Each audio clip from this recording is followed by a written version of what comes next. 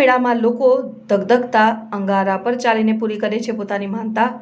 ઝાલોદ તાલુકાના રણિયાર ગામે 350 વર્ષથી સતત ચાલતો ચૂલનો મેળો।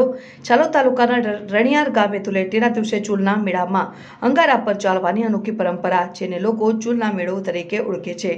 દાહોદ જિલ્લાના ઝાલોદ તાલુકાના રણિયાર ગામે લોકો પોતાના માનતા પૂરી કરવા ધૂળેટીના દિવસે લોકો ધગધગતા અંગારામાં ચાલી પોતાની માનતા પૂરી કરે છે। ધૂળેટીના દિવસે ઉજવાતા ચૂલના મેળોનું અનેરો મહત્વ છે અને મેળો રણિયાર ગામના રણછોડરાય મંદિરના પટાંગણમાં 350 કરતાં વધુ વર્ષથી યોજાય છે। આ ગામના વડીલોનું કહેવું છે કે આ મેળામાં ઠંડી ચૂલ અને ગરમ ચૂલ એમ 2 ચૂલ હોય છે। મંદિરના પટાંગણમાં એક ખાડો ખોદી ચૂલ નાખવામાં આવે છે, પછી રણછોડરાયના મંદિરમાં રણછોડરાયની મૂર્તિને વિધિવત બહાર લાવીને ચૂલની જોડે મૂકવામાં આવે છે। એની માન્યતા છે ભગવાન ભક્તોને આશીર્વાદ આપવા માટે બહાર આવે છે। ત્યારબાદ સૌથી પહેલા ઠંડી ચૂલમાં મંદિરના મહારાજ ચૂલની પ્રદક્ષિણા કરી વિધિવત પૂજા વિધિ કરે છે અને ઠંડી ચૂલ પર ચાલે છે। ત્યારબાદ લોકો પોતાની માનતા પ્રમાણે હાથમાં પાણીનો લોટો અને નારિયેળ લઈને ઠંડી ચૂલ પર ચાલતા હોય છે। ત્યારબાદ ગરમ ચૂલ પર ચાલવામાં આવે છે, ત્યારે એ જ ખાડામાં સૂકા લાકડા મૂકીને સળગાવવામાં આવે છે। ત્યારબાદ એકદમ ધગધગતા અંગારા થઈ ગયા બાદ લીમડાના ઝાડની ડાળી અને પાંદડા વડે અંગારામાં ઘીની આહુતિ આપવામાં આવે છે। આ ચૂલમાં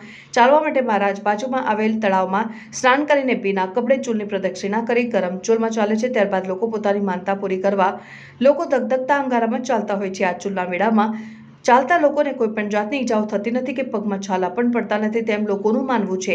આ વર્ષે પણ રણછોડરાય મંદિરના પટાંગણમાં ચૂલના મેળાનું અનેરું આયોજન કરવામાં આવ્યું। ચૂલના મેળામાં અહીંના લોકો ધગધગતા અંગારા પર ચાલીને પોતાની માનતા પૂરી કરી હતી।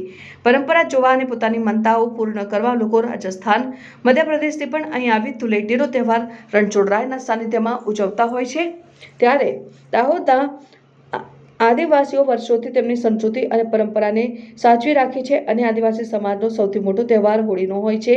આ હોળીના તહેવારમાં આદિવાસી સમાજનો કોઈપણ વ્યક્તિ દેશના કોઈપણ ખૂણામાં ગયો હોય તે અવશ્ય પોતાના માતૃ વતન આવતા હોય છે અને આદિવાસી લોકોને પ્રકૃતિ પૂજક માનવામાં આવે છે। તેમની આસ્થા અને માન્યતાઓ વિભિન્ન પ્રકારની હોય છે, જેમાં કોઈ બીમારીથી છુટકારો મેળવવા, નિસંતાન હોય તો બાળકની માનતા હોય, તેમજ કામ ધંધા અને ખેતીમાં સારી આવક થાય તે માટે તેમના ઈષ્ટ દેવની માનતા લેતા હોય છે।